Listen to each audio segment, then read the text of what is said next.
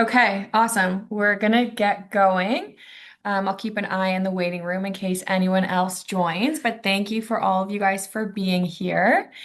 Just want to introduce myself off the bat. My name's Sydney. I'm the senior coordinator for walk events over at the Princess Margaret. So that's our Princess Margaret Cancer Foundation journey, as well as Princess Margaret Cancer Foundation walk. This is our first ever Ignite Your Impact session. These are going to be 30-minute sessions monthly throughout the summer, or what we typically call it the PMCF signature event season. And I, as well as all of my colleagues, just want to say thank you for being here tonight and joining us and learning more about fundraising. So just to go over a bit of what we will be doing tonight. Awesome, got the agenda here. So first, I'm going to walk you through some peer-to-peer fundraising fundamentals. Then you're going to hear from my wonderful colleague, Sarah Herm, who is a senior coordinator for community events on how to organize a successful fundraiser. And then last but certainly not least, you'll hear from my other colleague, Katie Shire, who is the senior coordinator for RIDE programs, about how to best utilize the participant center. Our hope is that at the end of the night, you'll take away some practical advice on how to fundraise to your highest potential, hence the name Ignite Your Impact. So I'm going to kick us off. Just want to let everyone know this session is being recorded. It's probably going to live on the Princess Margaret YouTube after if you ever want to check it out. Later, we're hoping to get to some Q&A at the end, but if we don't have enough time, you can go back and reference the recording, and you can always send me an email and I can help with whatever questions you might have. But to start off with the fundraising fundamentals, as all of you know, PMCF events are unique compared to other charitable fundraisers, as each of our events have associated fundraising minimums required to participate. The minimum adds an extra element to the physical challenge you already take on when you register. The main reason we're all here is to support the Cancer Center and all the work they are doing to change cancer outcomes around the world, which is why we consider all of our signature events to be fundraising events first and athletic challenges second, which is actually what inspired us starting this series. We understand that we ask a lot of you as participants to participate in our events, and we want to be there to help you every step along the way. Just a quick reminder to keep the fundraising structure of your event in mind when listening tonight. The PMCF Ride and Ride North are individual fundraising events, meaning that everyone has to hit their fundraising minimum on their own, whereas cricket, journey, walk, road hockey, those are all team-based fundraising events. So participants that are on the same team together can pool their fundraising together and fundraise as a group. And as a result of that, your fundraising approach and the page that you direct your donors to may look a little different. With all that being said, let's get into it. So, peer-to-peer fundraising is all about making the ask. And asking is like ripping a band-aid. You just have to do it, but making the ask is the hardest part. Here are some ways that I have found success when fundraising for the ride in cricket in recent years. The first being setting yourself up for success.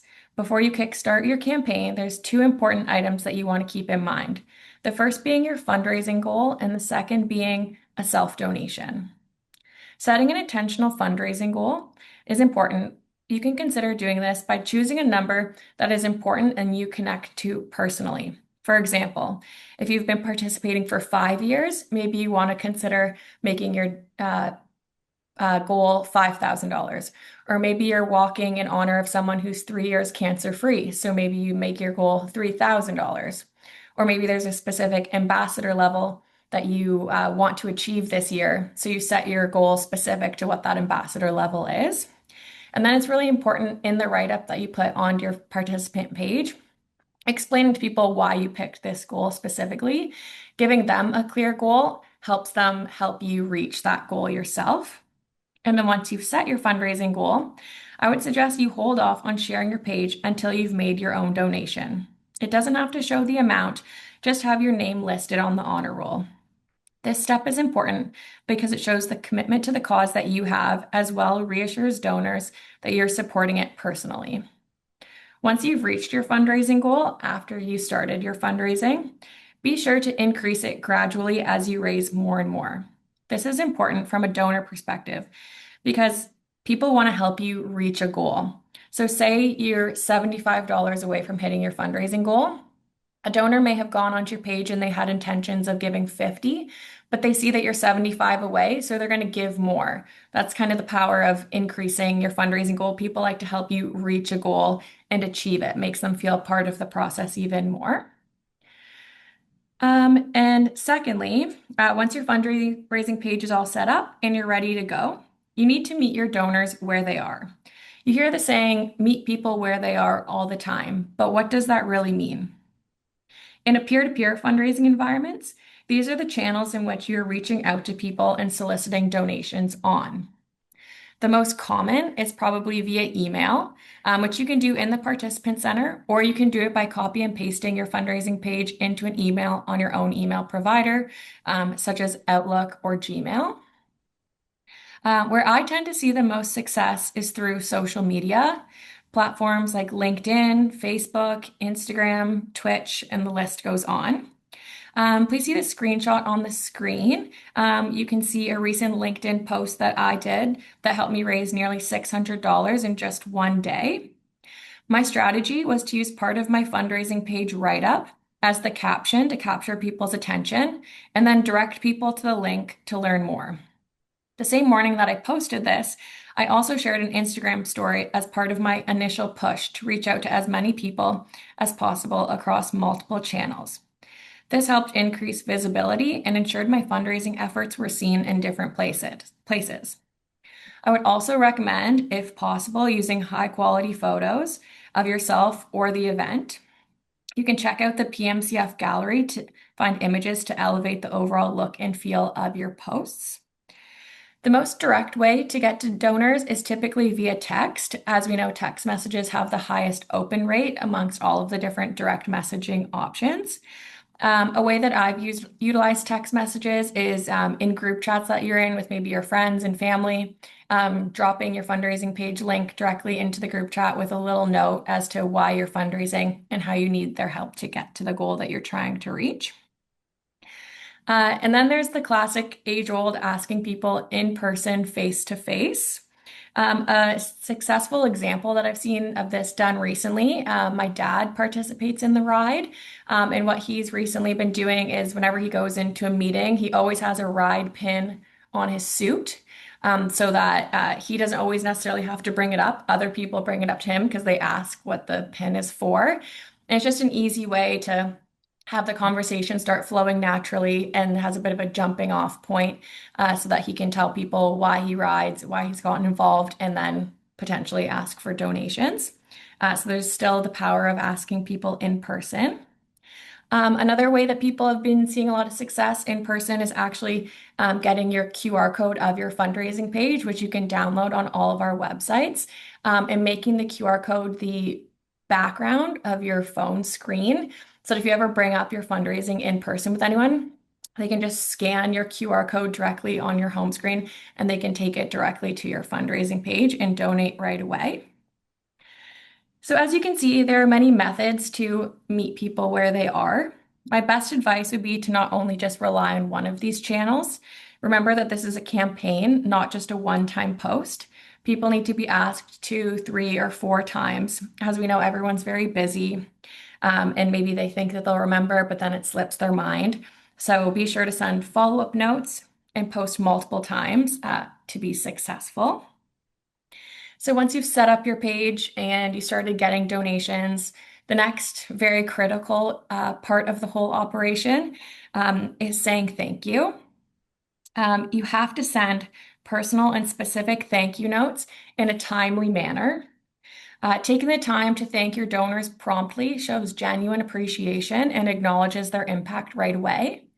We would recommend that you thank people within 24 to 48 hours of them making their donation to have the most impact. And this is an important bond that you as the participant builds with your donors. And it's important to keep this trust up because it's likely in years to come, you'll probably be going back to the same donors and asking them for donations again. So it's definitely important to build the trust and as well as let them know and feel valued for what they're doing. So a simple yet personal and timely thank you can turn a one-time donation into long-term support. We've been seeing a lot of people do real-time thank you messages to donors on social media. We've been seeing a lot of people do that recently, and they've been having a lot of success.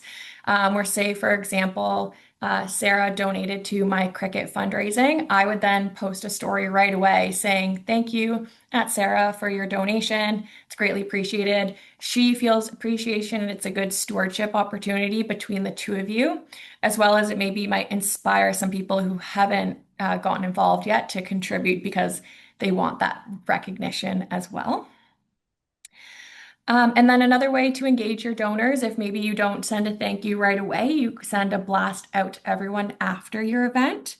Consider updating them how it went, letting them know how your walk went, or maybe how many goals you scored at road hockey, so they can be part of the whole process with you. They want to know how the experience went. They're bought in literally, so keeping them involved at the full wholesome experience. And last but certainly not least, and you'll hear this statement from us a lot at this session and probably at every other session going forward, is to be sure to remember your why. Your story is actually your strongest fundraising tool, and your donors are motivated by their relationship with you. So be sure to ask everyone you know. The worst they could say is no, but you'd be surprised how often people say yes. People often want to give, but don't know where to direct their philanthropic desires. But with cancer being the leading cause of death amongst Canadians, you're giving them a really important reason to direct their fundraising to you, as well as the Princess Margaret as a whole. And really, you never know people's connection to the cause of cancer specifically, whether they're going through their own cancer journey or a friend or family member is. So you'd be surprised how often people want to give, or even people that you wouldn't consider giving or reaching out to, they often do give. Peer-to-peer fundraising isn't about being a professional fundraiser, but it's about inviting your community to be part of something meaningful. So just keeping people involved in making the ask. And then I wanted to go into a bit of information for you guys about ways to donate. You can see on the screen, this is an example from our walk website, but it's similar across all of the events about how you can see alternative donation methods. So you either click donate, and then you'll see in the blurb where it's highlighted in yellow, click here for alternative donation methods. Or if you click the menu, you can see the ways to donate. This is an important thing to keep in note because though online donations is the most common way that people facilitate donations, there are a lot of other convenient possibilities for you as well as your donors to consider. So you can see here the different options: donor advised funds, e-transfer, wire transfers, stock, securities, offline donations such as a check, pretty much all currencies, but specifically USD donations, people can receive an American tax receipt. And one other really big one is through workplace giving. Not everyone knows what that is, so I'll give you just a quick overview before we move on. But many companies offer giving programs where you can donate directly to either your goal, another registered participant, or even ask your colleagues to contribute directly through their payroll deductions to you. Perhaps you've heard people say or talk about Canada Helps or Benevity. There's a couple different options of these different platforms that you can use. But if you're not sure, definitely ask your manager or someone in HR, as they'll be able to direct you in the right spot. And depending on the third-party online platform your company uses, you can choose either one-time donation, reoccurring donation amounts, or payroll deductions to be paid through credit cards, as well as debit cards and PayPal. There's many different options amongst all of the different portals. But just a quick note on that, what's important on our Princess Margaret side for us to receive these donations. Often these portals take weeks, months to send all of the company's donations over to us. So there's just a website, or on all of our event websites, there's a form for you to fill out under the workplace giving portal. And that way we can get your donation up onto your fundraising page or your colleague's fundraising page a lot faster. Before we get the money, we can pre-upload it to your page. Whew, that's a mouthful for all of you guys. Sorry for all of the information overload. I'm going to pass it off to my colleague Sarah soon. But I just wanted to end off my fundraising fundamental section with all of you by sharing an awesome fundraising strategy that I saw recently that I wanted to share. It was actually a rider. Maybe she's on the call right now. I didn't even catch her name when I saw it on Instagram. But what she did was a $10 donation blitz, where she specifically asked for only $10 donations on a specific day. I think it was a couple weeks ago. And this was really powerful for lots of different ways, mainly because of like the low barrier to entry that she was asking participants of for just $10. It felt very inclusive, the actual donation amount, because I can imagine like her network ranges on possibilities of how much people are able to give. As well as it was very simple and clear. She had very clear call to action that she was asking people for, as well as it probably builds her pipeline for the future. This year, maybe people thought it was like a fun thing that she was doing, so they gave $10. But next year, when she starts fundraising again, maybe that same person will come back and give her 20. So it builds a good pipeline of donors for her to rely on in the future. So this was just a super creative idea that I thought maybe could inspire some of you to do something similar. And speaking of creative ideas, that's exactly what Sarah is going to get into. So I'm going to pass it over to Sarah to get going. Thanks, Sid. Yeah, I've supported a lot of our signature events, and now I'm the senior coordinator on the community events team. So I help with DIYs and third parties. So I've seen a wide range and scale of ways to fundraise. So I want to walk you through how to take your idea to an actual event. So it's pretty simple to break it down. I think you should start with what you love to do. I feel like people think fundraisers need to be huge in scale and maybe complicated to be successful. But I think some of the best ideas happen when your interests overlap with your passion and with people that are already around you. So think about your hobbies, your interests. Maybe you like to craft, like one of the organizers pictured, she crocheted a bunch of tea towels and sold them to her network. For instance, the other one, she was already an author and selling books. So proceeds from her books were donated back to the Princess Margaret. Or, you already have a wedding, a birthday coming up. Instead of getting gifts, you could get donations instead. And then next is really to know your audience and lean into your community. Successful fundraisers are built around existing communities. So thinking about your key supporters, if they're family, friends, classmates, coworkers, I think it can really help shape an event that your supporters will genuinely want to attend and help you with. So some examples I like to pull. So university student group, they probably wouldn't organize like a formal gala that's quite large in scale. That's not their key demographic. So, I would think about a trivia night at a campus pub. There's less barrier to entry, and they're reaching their fellow students. Another example is a longtime walker. She loved to dance. She might be on this call right now. She was on a walk team for a very long time. And instead of fundraising individually, she really wanted to organize a cocktail and a dance social. So she actually reached out to her teammates and they formed a committee so they could all fundraise together and put in towards this event and share the workload. And then here I have pictured an example from a boutique. They organized a fashion show, so they already had a venue at their store for free. They invited their clients, they invited their network, showcased their new collections, donated some pieces for the silent auction. So really working from what you already have and leveraging your connections. And then next, your network is always bigger than people might think. Even if people can't donate money, they can still donate, their skills, with their connections, space, or their time. So that could look like sponsorship opportunities, Maybe you have someone who works at a bakery and they can donate some baked goods and coffee for your event. There's always gift in kind donations that can be used for donor prizing. Maybe you have a friend that has, season's leaf tickets and they're not using it for one game. That can be used towards a raffle or a silent auction item.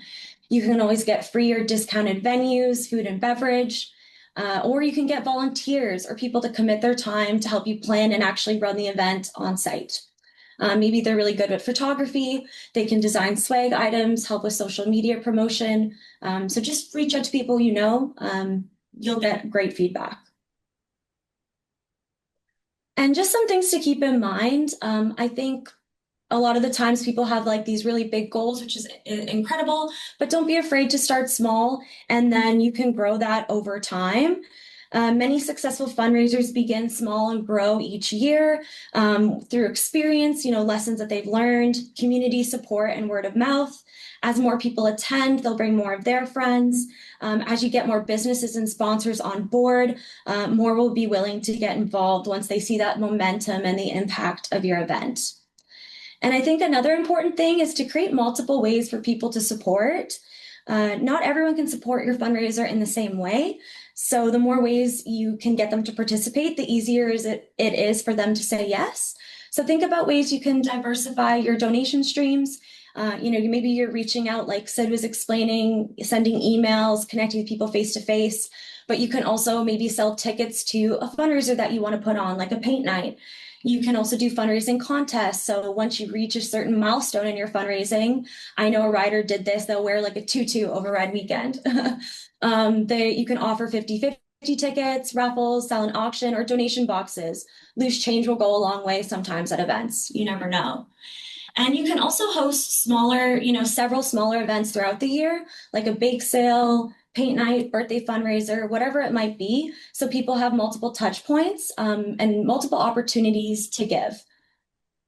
And that we saw that with the bowling fundraiser. It actually happens like across the country, but they always have, you pay to register. You also can buy raffle tickets. We have sponsors that support lanes, contribute prizing. Just think about different ways. And then next, we've all hammered this home, lead with your why. Connecting your fundraising back to the impact is also essential. We have a ton of resources on all of our websites for all of our events where you can include relevant facts, breakthroughs, and how the funds that you're raising directly supports cancer research and treatment at the hospital. And you never know where leading with your why will go.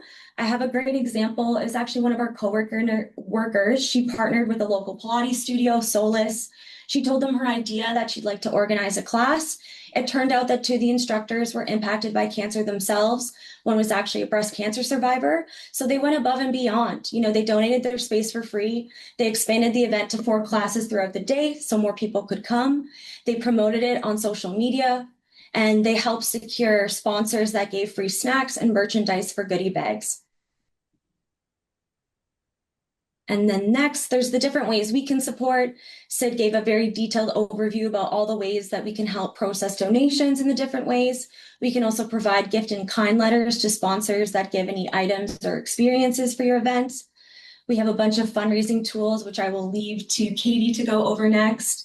And we also have event and promotional materials that you can borrow, like POS machines. So you can take any form of credit card at your event, which is really easy and it all comes directly to us. Like I said, donation boxes, we have banners, some signage, informational handouts. We can also help provide maybe speaker support if you have a doctor in mind or a researcher that you'd like to speak at, and when possible, on-site support as well. So you're not alone, and I'll pass it along to Katie. Hi guys. So I'll try to be quick because I know that we're a bit short on time, but like Sid said, I'm Katie. I am the senior coordinator of the cycling program, so Ride and Ride North, and I'm going to be taking you quickly through a very brief overview of the Participant Center and the resources that it offers. So the Participant Center is basically a back-end look at your fundraising page and progress. I'm sure I'm using Ride as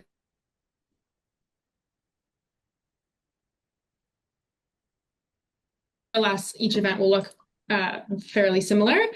So to get to the participant center, you're just going to click the sign in button on your event's website and then input your username and password. Once you're logged in, you'll see the dashboard or the homepage of your participant center, which will show you an overview of your fundraising progress and prompt you to do different things to boost your fundraising, like personalizing your page and reaching out to your community. If you scroll down a bit on the dashboard, you can also see a bit of an overview of your activity, like your donations, who's donated to you, who you have thanked, and you can also see your team progress as well. On the left-hand side of the dashboard is the menu options, which gives you different pages, excuse me, that you can click I'll go over them in a minute, but one key thing that a lot of people have trouble with is if you're only seeing the little icons like the house or the envelope, just click that little arrow that I've circled in blue there to expand the menu, which will be a lot easier to navigate. It's a very insider tip. Everybody makes that mistake. So the My Page option allows you to make your fundraising page more personal. You can customize your URL, upload photos, and personalize your story to share your why. Like Sydney said, that's a very important aspect of it. People really want to know your story, know why you're riding or walking, to make that connection. On the team progress page, you can see, again, an overview of sort of how your team is doing, how each member is doing, how much they've raised, what their goal is. You can also, this is a great way to email your team all at once, especially even if you're not a captain, you can still use this to sort of see how your team is doing, who needs more help than others, and that sort of thing. The donation history page is, I think, one of the most important pages and most helpful. This is where you can see a list of anybody who's donated to your page. If they've left a private message as well, this is where it'll show up, which is always really fun to go and see like the messages that people send when they donate to you. This is where you can track who you have sent a thank you note to, as well as you can resend your donors their tax receipt. Just as a note on the donation history page, only donations that are made online will show up here. So any credits, matches, or donations that come in via check or wire transfer, those will only show up on the honor roll, but online donations will show up in the participant center here. So the follow-ups page is where you can send and track your thank you notes. So it'll show you if you have a donor who you have not reached out to yet. You can just click that thank donor button and it'll take you right to the send emails page with a template sort of pre-written that you can just personalize a little bit and then send to your donors. The create email page is, again, I would say a very, very important one. This is where you can choose from multiple templates that we have, either asking people to donate, thanking them, asking people to join your team, that sort of thing, that are pre-written. You can go and kind of personalize it a little bit to make it your own. And I will just say those little fields, it's kind of hard to explain, but those little fields where it has a bracket and then a percent sign are pre-coded fields that will auto-fill with your personalized information. So it says, percent sign, contact, first name. That will say if I'm emailing one of my donors and it's Sarah, it will autofill with Sarah. It won't show that, so don't worry. And just as a note on this one, if you're sending emails to multiple people, because I know a lot of people use this to send to like their entire contact list, each email will get sent individually. So no one will be able to see everybody else who receives the email, which is a great way to sort of send to many different people at once, which is awesome. And then last but not least, the My Contacts page is also a really important one. Sid, if you could, yeah, thank you. Is where you can see all of your contacts. You can import your contacts from an existing email account or add individual contacts manually. You can select all using those little check boxes on the left-hand side, and then select if you want to email everybody selected, you can email them again with those templates that I mentioned previously, that will send them either a thank you or to your team, whatever you want to do. This is a great way to, organize sort of who your community is for the event that you're participating in. That is it. I hope I wasn't too long. I tried to speed that up because I know we're running out of time. But the Participant Center is a great tool. It can be a bit tricky to learn just because I know that it's a new platform. But if you have any other questions, if anything comes up, if you guys just want to make sure you're muted. Sorry. But yeah, if you have any questions about the Participant Center, feel free to reach out to your events email, and I'm sure someone will be happy to get back to you with any questions. Amazing. Thank you, Katie, and thank you, Sarah. We appreciate you guys giving us all of this wisdom that you have over your time at the Princess Margaret. I know we were only booked for 30 minutes, so sorry we've gone a little bit over with your guys' time. But if you do have any questions, my email is up on the screen. It's sydney.wade@thepmcf.ca. I'd be happy to help with whatever you might need. And just a reminder, like we mentioned at the start, these are going to be monthly sessions, so stay tuned for the next one that'll be happening next month with some new topics. But we'll be hopefully see some of you guys back and hopefully hear from you soon. So thank you guys for being here. We greatly appreciate it. And if anyone's doing cricket and we don't see them before then, good luck with it being the first event. You'll see all of us there. Sarah and I will be playing, and Katie will be there kind of running the show. So we look forward to seeing you guys there. Hopefully, you guys all have a great night. Thank you for coming. Thanks, guys. Thank you so much. Take care. Bye. Thank you. Thanks a lot. Take care. Bye, Marcella. Hi.